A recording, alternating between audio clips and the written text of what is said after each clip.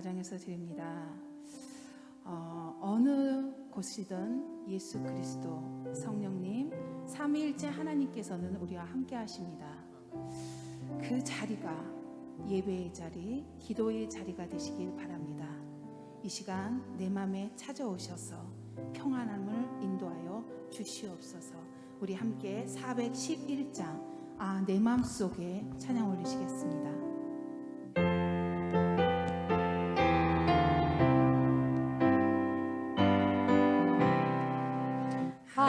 내 맘속에 잠든 평화있네. 주 이슬과 주신 평화. 시험 닥쳐와도 흔들리지 않아. 귀한 이 평화나. 주가 항상 계셔 내 맘속에. 주가 항상 계셔 기쁘다. 주 나의 맘에 계셔 위로하시니.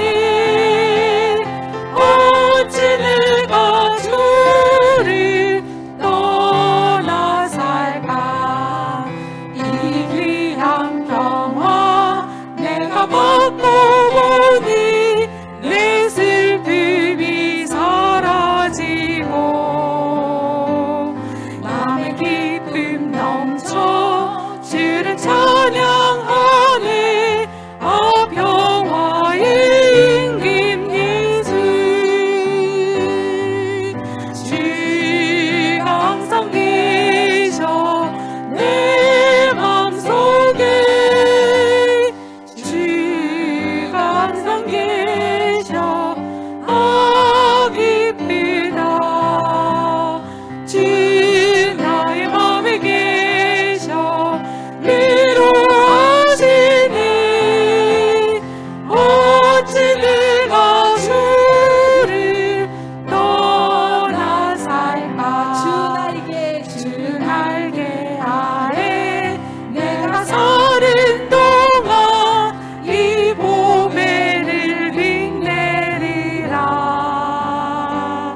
기쁜 그날이 와 주를 만나 뵐 때 그 평화 영원하리. 주가 항상 계셔 내 맘속에. 주가 항상 계셔 기쁘다. 주 나의 맘에 계셔 위로하시니.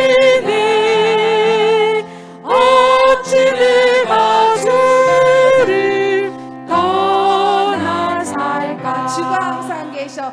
주가 항상 계셔 내 맘속에. 주가 항상 계셔 기쁘다. 주 나의 맘에 계셔 위로하시니. 어찌 내가 주를 떠나 살까. 아멘. 우리 이 시간 430장 찬양 드리겠습니다. 430장.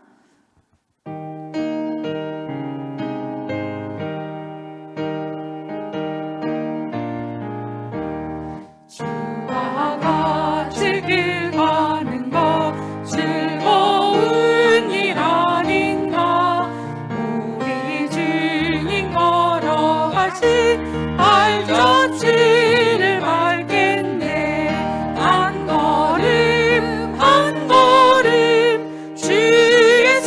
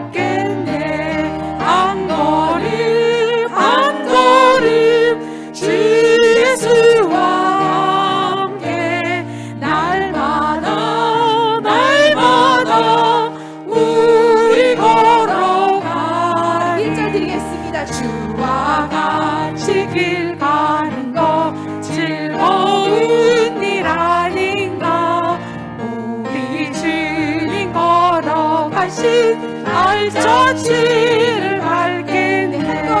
한 걸음 한 걸음 주 예수와 함께 날마다 우리 걸어가. 옛 선지자의 녹같이 우리 길도 천국에 들려 올라갈 때까지 주와 같이 걷겠네. 한 걸음 주 예수와 함께 날마다 우리 걸어가리. 한 걸음 주 예수와 함께 날마다 우리 걸어가리.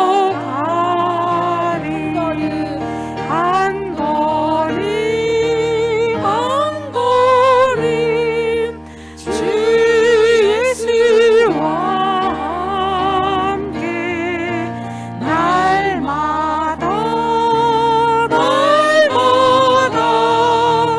우리 걸어가리.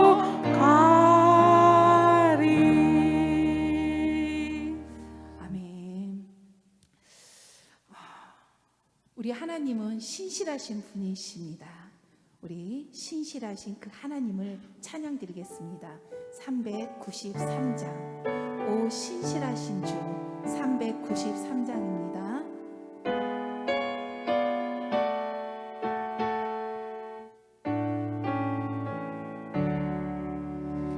오 신실하신 주 내 아버지여, 늘 함께 계시니 더정없네.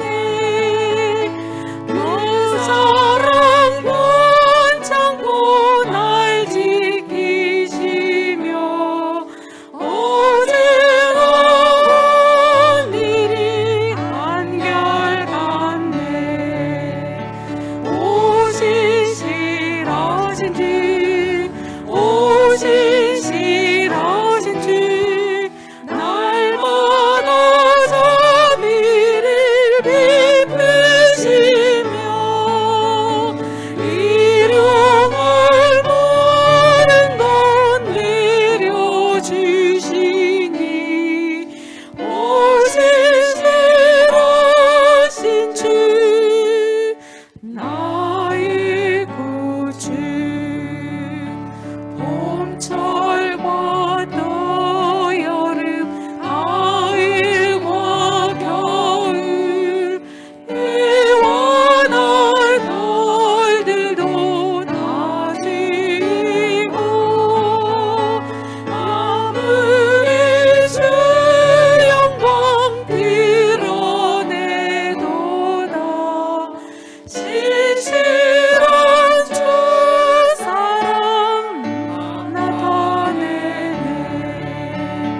오 신실하신 주, 오 신실하신 주, 날마다 자비를 베푸시며 일용할 모든 것 내려주시니. 오 신실하신 주, 나의 구주. 오 신실하신 오 신실하신 주, 내 아버지여, 여기입니다. 늘 함께 계시니 두려움없네. 그 사랑 편찮고 날 지키시며 어제나 오늘이 한결같네.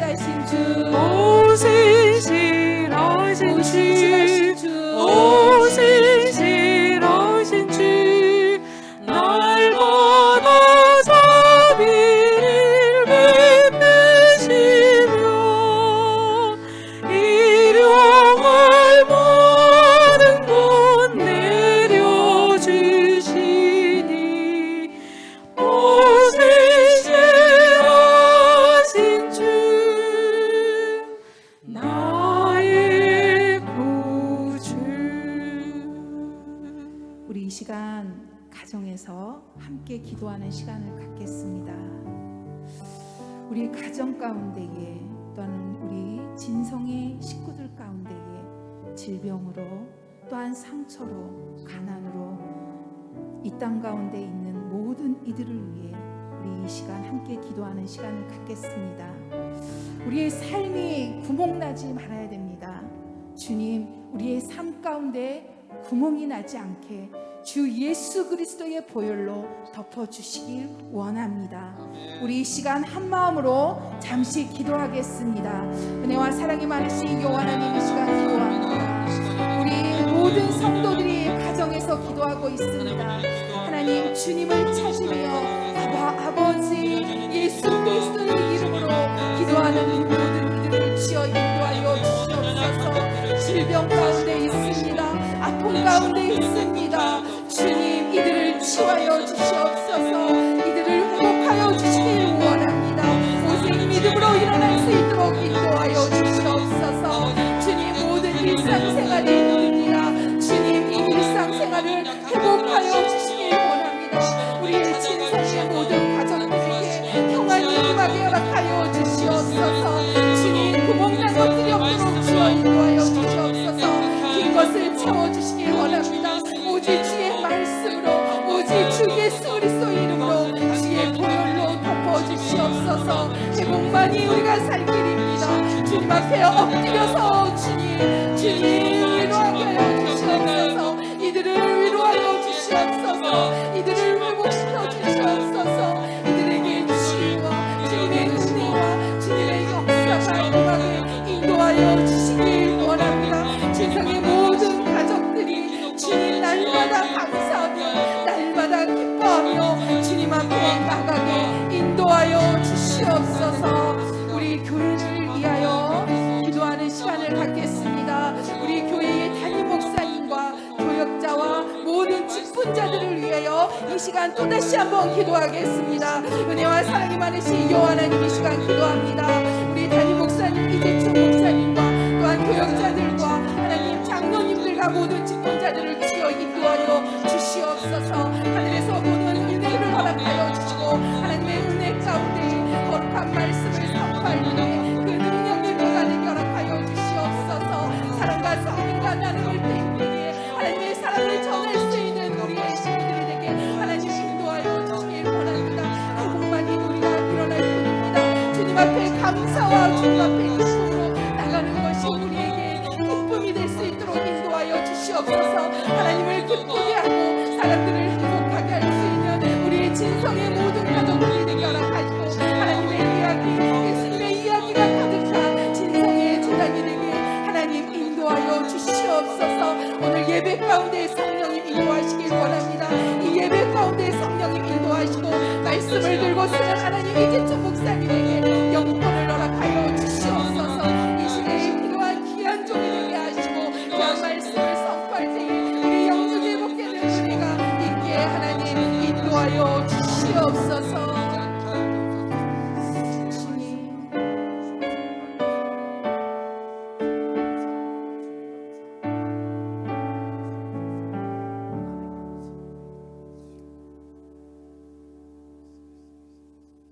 아멘.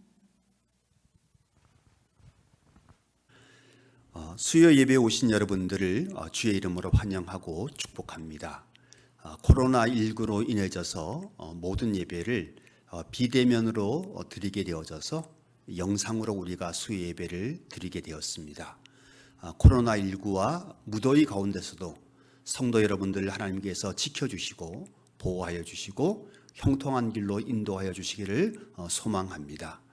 오늘 우리에게 주신 하나님의 말씀은 마태복음 24장 29절에서 35절까지 있는 말씀입니다. 24장 29절에서 35절까지 있는 말씀을 제가 봉독합니다. 그날 환난 후에 즉시 해가 어두워지며 달이 빛을 내지 아니하며 별들이 하늘에서 떨어지며 하늘의 권능들이 흔들리리라. 그때에 인자의 징조가 하늘에서 보이겠고 그때에 땅의 모든 족속들이 통곡하며 그들이 인자가 구름을 타고 능력과 큰 권능으로 온 것을 보리라. 그가 큰 나팔 소리와 함께 천사들을 보내리니 그들이 그의 택하신 자들을 하늘 이 끝에서 저 끝까지 사방으로 모으리라. 무화과 나무의 비유를 배우라. 그 가지가 연하여 지고 잎사귀를 내면 여름이 가까운 줄을 아나니 이와 같이 너희도 이 모든 일을 보거든 인자가 가까이 곧 문 앞에 이른 줄을 알라. 내가 진실로 너희에게 말하노니 이 세대가 지나가기 전에 이 일이 다 일어나리라. 천지는 없어질지언정 내 말은 없어지지 아니하리라. 아멘. 주님의 말씀을 나누려 합니다. 주님이 성령으로 우리에게 말씀하여 주시어서 저희가 하늘의 놀라운 지혜를 깨달아 알게 하여 주옵소서. 그리하여 이 복된 믿음의 길을 잘 걷게 하여 주옵소서. 예수님 이름으로 기도합니다. 아멘. 마태복음 24장에는 이스라엘 백성들이 예수님이 돌아가시고 난 다음에 겪을 환난에 대한 말씀과 그리고 예수님의 재림에 대한 말씀들이 이어져 나오고 있습니다. 말씀이 약간 혼동되고 어려울 수도 있지만 말씀들을 한번 잘 보면서 우리가 그리스도의 재림이 어떻게 이루어지는지를 오늘 본문을 통해서 살펴보려 합니다. 29절에 보면 그날 환난 후에 이제 예루살렘의 멸망이라고 하는 것이 예수님이 돌아가신 지 한 3, 40년쯤 후에 일어나게 되어져 가는데 그때 그 일이 너무나도 끔찍한 일이었습니다. 지난 시간에 우리가 보았는데 정말로 성벽이 무너지고 모든 집들이 무너지고 그곳에 있었던 사람들 한 100만 명이 넘는 사람들이 죽음을 당하는 끔찍한 일들이 일어나게 되어져 갔는데 그 환난들이 다 일어나고 난 다음에 이제 하늘에 계신 우리 주님이 다시 오실 날의 징조를 보여주고 있는 말씀이기도 합니다. 그래서 이 환난이라고 하는 것은 예루살렘의 멸망이기도 하고 그리고 나서 우리 주님이 오시기 전에 일어날 수 있는 환난이기도 합니다. 그러면 왜 예수님이 오실 때 메시아가 오실 때 환난과 어둠이 있는가라고 하는 말이 있는데 이 말이 참 힘들고 어렵습니다. 유대인들은 뭐라고 이야기를 했냐면 메시아가 오실 때는 가장 아침 해가 떠오르는 모습처럼 오게 되는데 그때가 언제냐면 그때 새벽 해가 뜰 때 가장 아름다운 이유는 가장 큰 어둠이 있는 다음에 해가 뜨는 것처럼 메시아가 오시는 모습이 그러한 모습이다라고 그들은 설명을 했습니다. 우리도 그 모든 환난이 어디에서 오는지는 잘 알지 못하지만 밤이 지나고 나서 해가 뜨는 것처럼 메시아가 오실 세상의 모습이 그러한 모습이다라고 하고 우리가 생각을 하면 됩니다. 그때에 보면 우리 주님이 오실 때 어떤 모습이 오냐면 해가 어두워지고 달이 빛을 내지 아니하며 별들이 하늘에서 떨어지며 하늘의 권능들이 흔들린다라고 하는 내용의 이야기가 나오는데 쉽게 말하면 모든 사람이 다 알아볼 수 있는 모습으로 오신다라고 하는 의미입니다. 그래서 우리 주님이 오실 때 몰래 오는 게 아니라 모든 사람들이 다 알 수 있는 모습으로 오니까 두려워하지 말아라. 그때 두려워하는 사람들이 있는데 그들은 누구냐면 하늘의 권력을 잡고 있었던 악한 영들은 공포에 휩싸여져서 그들만 두려워한다라고 말씀하고 있습니다. 30절에 보면 그때의 인자의 징조가 하늘에서 보인다. 천재지변 우주의 모든 대변화가 있는 것을 넘어져서 인자의 징조가 분명하게 보이니까 절대로 걱정하지 말고 그렇게 되면 예수를 구주로 영접하지 않는 사람들만 통곡하고 불쌍하게 된다라고 말씀하고 있습니다. 인자의 징조, 인자의 표시가 무엇인지는 사람들마다 다 다릅니다. 십자가라고 말하는 사람들도 있고 아니면 그리스도의 깃발 아니면 천사들의 나팔 여러 가지 다양한 의견들을 말하고 있는데 그 뒤에 본문에 있는 말씀을 보면 예수님은 나팔이라고 말씀하고 있는 내용도 나오고 있습니다. 31절에 그가 큰 나팔 소리와 함께 천사들을 보내리니 그들이 그의 택하신 자들을 하늘 이 끝에서 젖끝까지 사방에서 모으리라.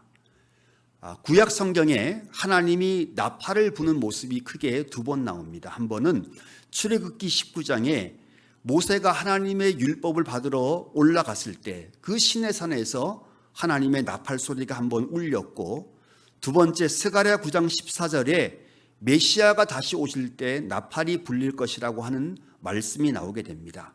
나팔이 불리게 될 것이고 회리 바람을 타고 그가 행하실 것이다 라고 하는 말씀이 나오고 있습니다.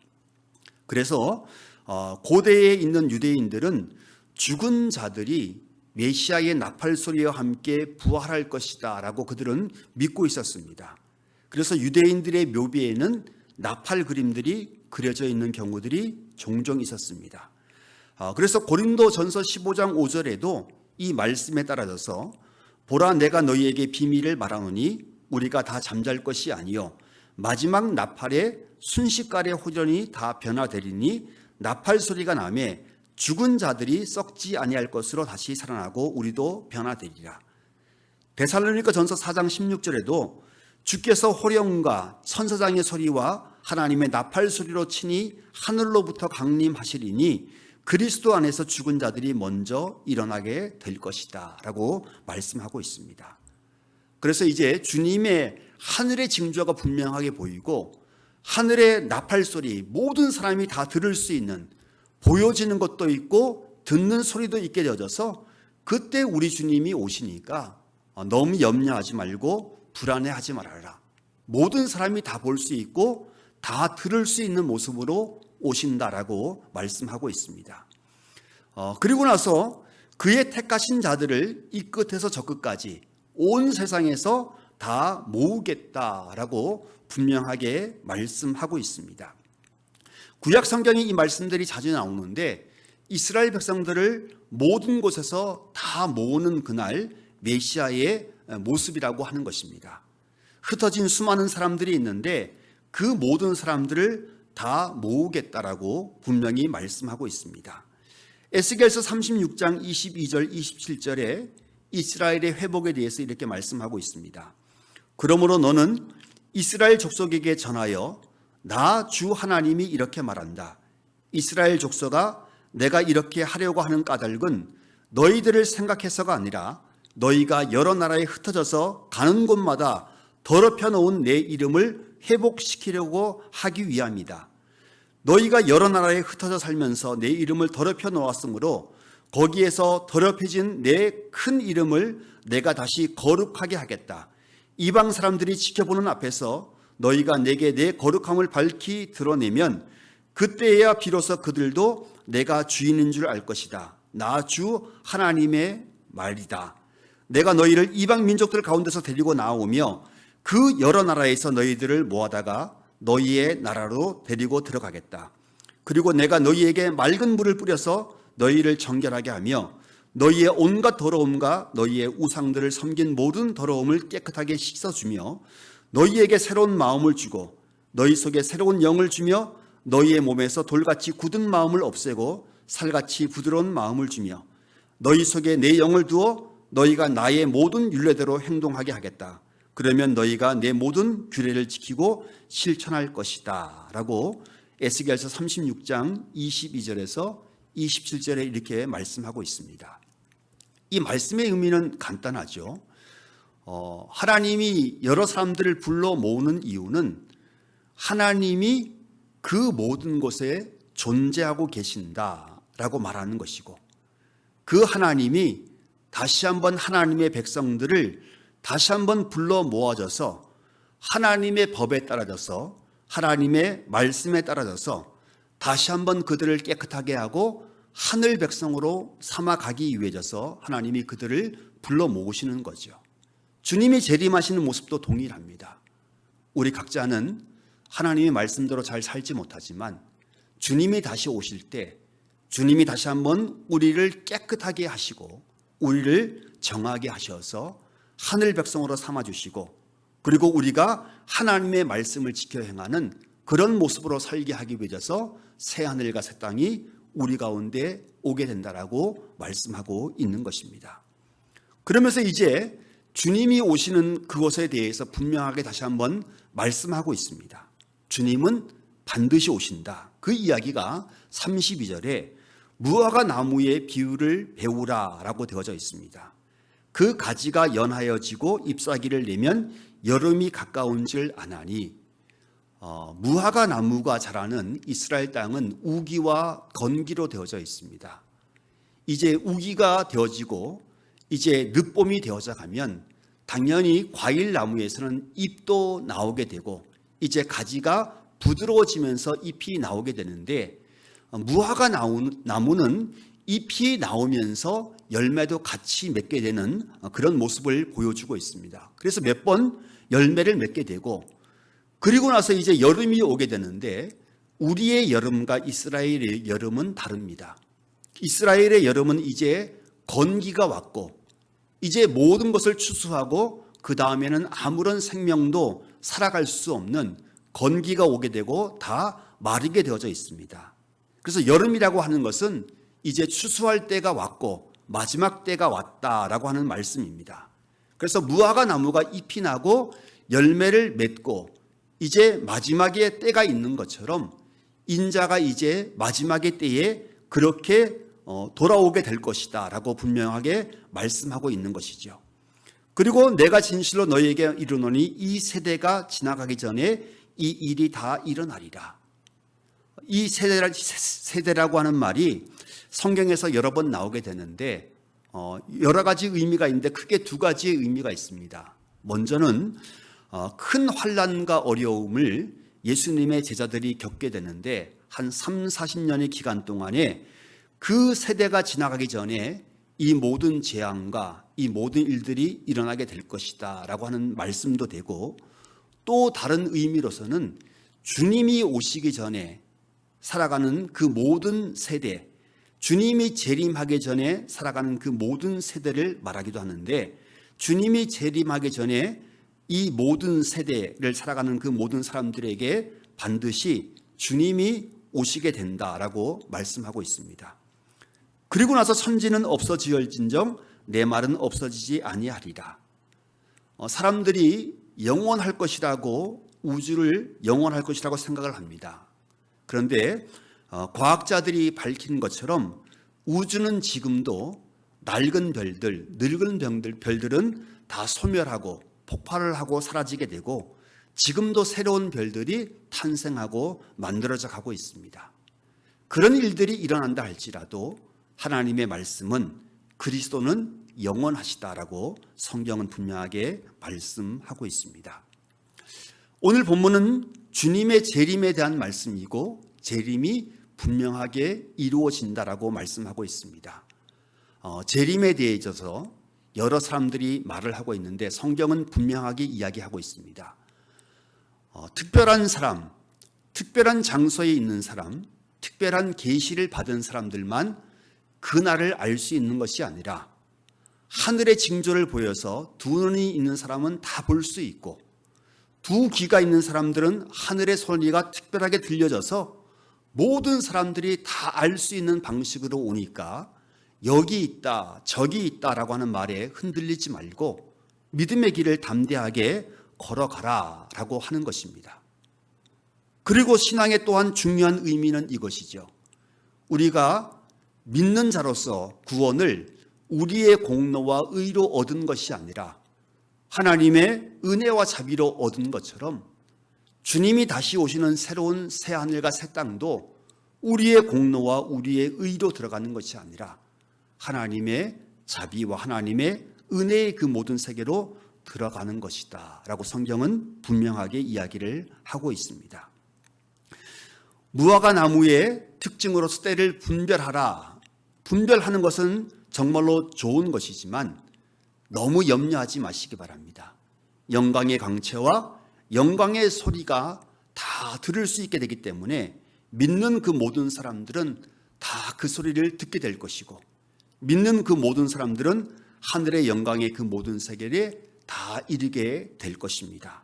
그래서 재림에 대해서 어떤 이야기를 한다 할지라도 여러분들 미혹되거나 흔들리지 마시고 오늘 본문에 있는 말씀처럼 하늘의 징조는 모든 사람에게 다 보이게 될 것이고 모든 사람이 다 들을 수 있게 될 것이다 라고 하는 그 말씀을 믿으시고 그냥 오늘도 주님의 말씀을 따라져서 말씀을 믿고 기도하고 그렇게 살아가시는 복된 한 날들 다 되시기 바랍니다. 기도합니다. 주님은 주님의 제자들이 겪을 환난과 어려움을 아시고 그 피할 길을 알려주셨습니다. 또한 주님의 재림에 대해서 불안해하지 말라고도 말씀해 주셨습니다. 주님, 저희들도 날마다 주님의 인도하심을 받고 주님의 말씀을 듣는 복된 삶을 살아가게 하여 주옵소서. 특별히 전 세계의 많은 이들이 코로나 바이러스로 인하여져서 기후변화로 인하여져서 많은 어려움들을 겪고 있습니다. 이 모든 것은 인간의 욕심으로 인하여 자연을 파괴하고 자연의 환경의 파괴로 기후변화가 일어나고 자연의 환경의 파괴로 더 많은 바이러스가 우리 가운데 있게 되는 것을 회개합니다. 이제 우리 모두가 회개하고 하나님의 창조하신 세상을 복원케 하시고 다시 한번 하나님의 자연을 파괴하여 재앙을 겪는 어리석은 일을 행하지 않게 하여 주옵소서. 특별히 어려움 가운데 재앙 가운데 있는 이들을 위로하여 주시고 용기를 주옵소서. 그 모든 것을 다 이겨내고 새로운 삶을 살아가게 하여 주옵소서. 오늘도 이 일들을 위해서 수고하고 헌신하고 있는 자들에게 하나님 위로하여 주시고 용기를 더하여 주시고 하나님이 축복을 베풀어 주시어서 이 모든 사명들 잘 감당케 하여 주옵소서. 예수님 이름으로 기도합니다. 아멘. 하늘에 계신 우리 아버지, 아버지의 이름을 거룩하게 하시며 아버지의 나라가 오게 하시며 아버지의 뜻이 하늘에서와 같이 땅에서도 이루어지게 하소서. 오늘 우리에게 일용할 양식을 주시고 우리가 우리에게 잘못한 사람을 용서하여 준 것 같이 우리 죄를 용서하여 주시고 우리를 시험에 빠지지 않게 하시고 악에서 구하소서. 나라와 권능과 영광이 영원히 아버지의 것입니다. 아멘.